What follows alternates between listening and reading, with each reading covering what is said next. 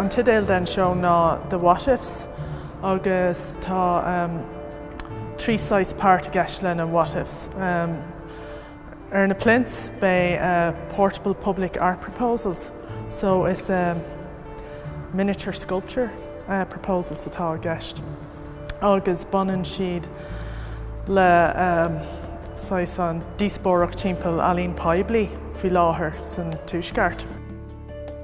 Oscailín na what ifs ar an 20 lá de mí Manfor, agus ar an Lár de Gionn bei Culture Night ar siúl. So is seans mór don Poiblí teachtasteach agus art timpeall Platform Arts. Seans mór don cathair despáint don Poiblí agus do turasóirí an méid talent atá san cathair.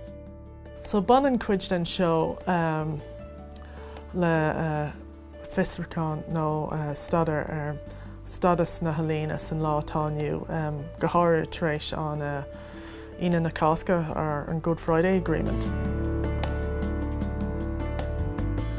Tá an obair 2D ag dul an seo agus bei 10 PC an omlan agus banan na PC 2D le imeachtaí starúil Ailíne cosú le an Blue Writer Movement agus na Dadists agus na Futurists agus Ailín an le aniu freisin.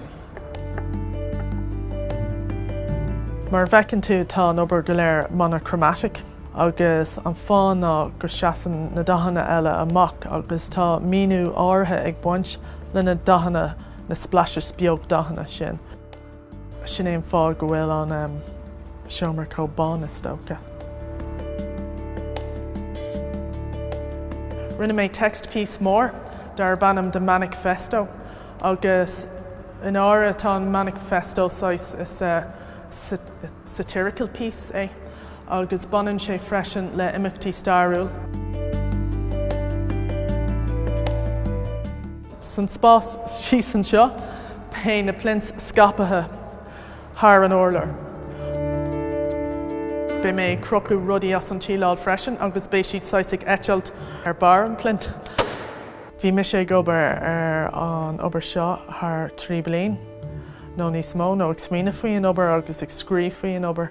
Harfa 3 bliain agus beidir mí rivan seo éiríonn sé níos intense agus bíonn ar PR dhéanamh freisin agus posters agus postcards agus mar sin.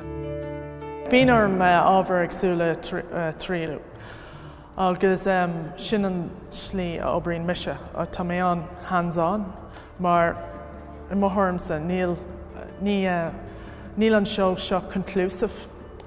So sin an fágur bhfuil an tidéil the what ifs.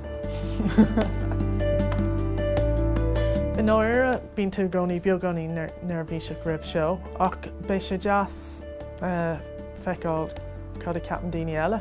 Gcónaí bíonn mé ceapa could have done that better, could have should have done that. Ach in áire, just caiith tú stop cur leis agus lean leis.